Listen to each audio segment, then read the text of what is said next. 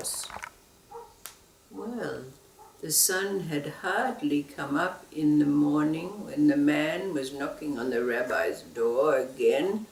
Rabbi came out in his pajamas and he said, "What is it now?" And the man said, "Oh, I want to thank you. Rabbi, I want to thank you with all my heart. Our house is now so clean and so peaceful and so quiet."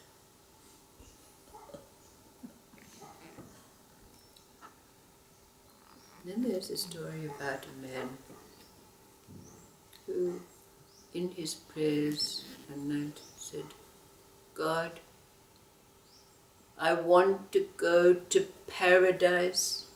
I've had enough of this. The village is filled with people who are squabbling all the time. It's filled with rowdy children. I've got a wife and 8 children. And if I smell and taste another bowl of cauliflower soup, I think I can't bear it. Please show me the way to paradise."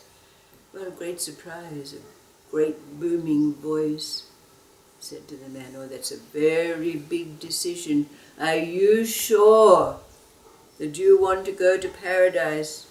The man said, "Yes, yes, yes, just show me the way." Well, miracle of miracles. It seemed that the path opened up for him.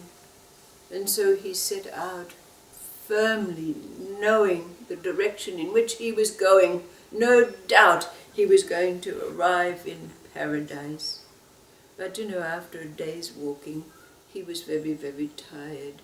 So he decided to go to sleep under a tree.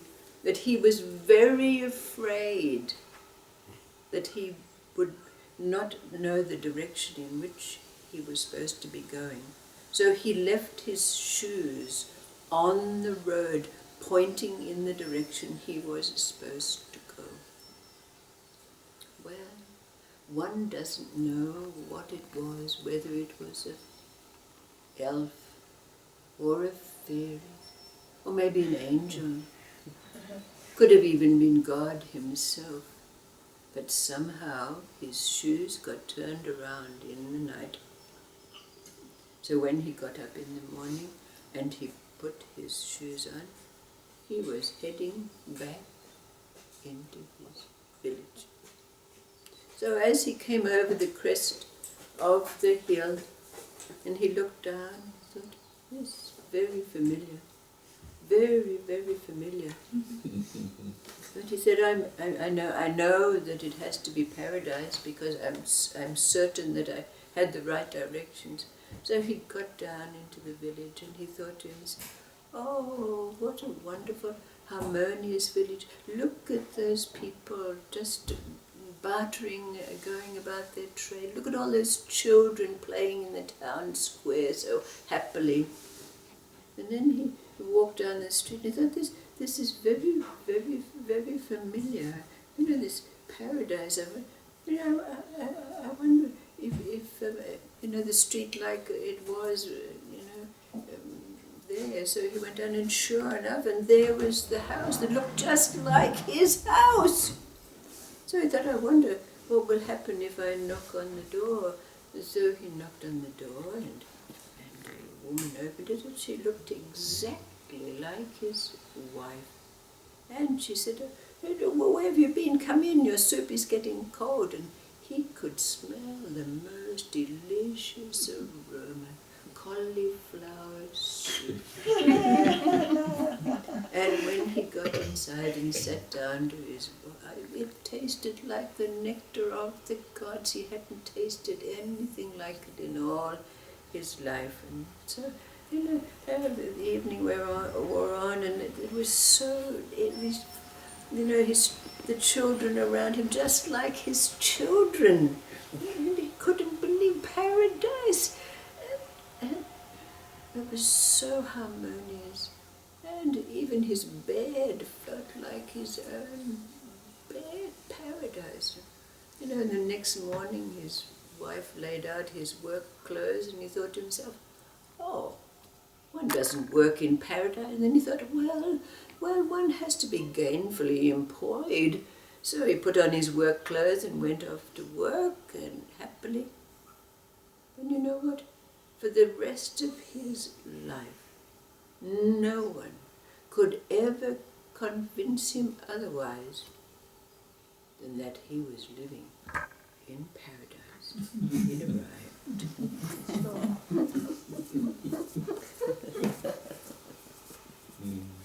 So when we put these two simple stories together, what is it that arises for us as an awareness from our own experience, of course? What do these two stories have in common? And what arises from our experience relative to their similarity?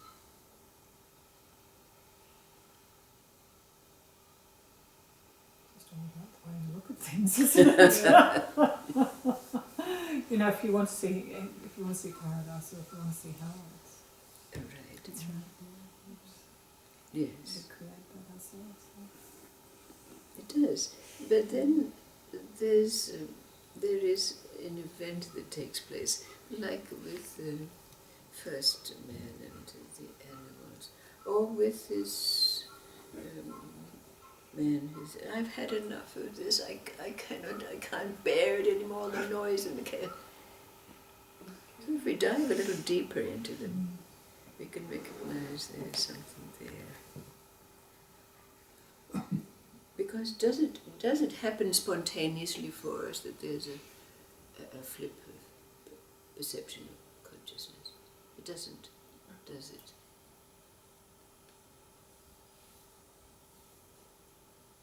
And we know we can purposely stand in or have one of those books that have all the dots in them, and then we can look and allow our perception to shift, and all of a sudden we can see an elephant or a bear or something. But in real terms, it doesn't happen that way, does it? There has to be something that shifts our awareness, shifts our perception. My mother always used to say, look around and count your blessings. Okay, yes, a consciousness, isn't it, then? You don't realise what you've got. Yes, yes, yes. Or the old saying, there's always someone worse off than yourself, to get the man with one leg, or whatever it is, isn't it? Yeah, but in both cases, like you said, that flip, literally the turning of the shoes, happened while he was asleep. He wasn't actually conscious that the flip had happened. And the same with the guy, the first story. He wasn't conscious what the rabbi was actually doing. No. But because they both come from a place of longing and that sense of surrender, I can't stand this any longer. Absolutely. Please, you know, yes. Beam me up, Scotty. What am I? Exactly. They'd started a journey. Yes. And the first man had taken the journey to the rabbi, and the second man had taken the journey to paradise. Yes. So what they thought they were doing was completely different to what was actually happening, but it didn't really matter. No.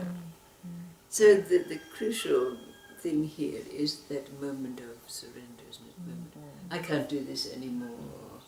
You know, I've had enough of this. Throw your arms up, and isn't it? And something happens. Something shifts. Just like if we have, like we recognize now, if we're in a situation where someone is confronting us, and there would be a reaction, and we take a moment to take a moment. That shifts the perception totally, and the reaction is not there. So we see something happening in our life, which takes us deeper into awareness of the situation in this story, in these stories, doesn't it?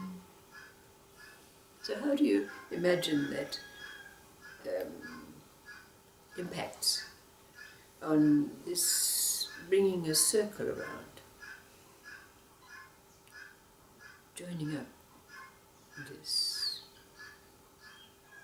link?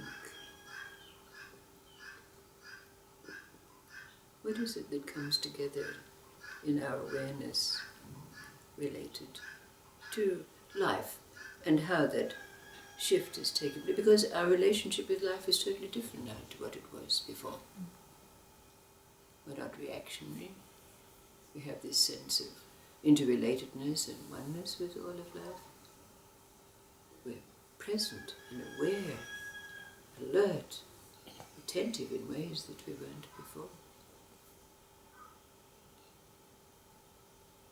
So our relationship with life is entirely changed.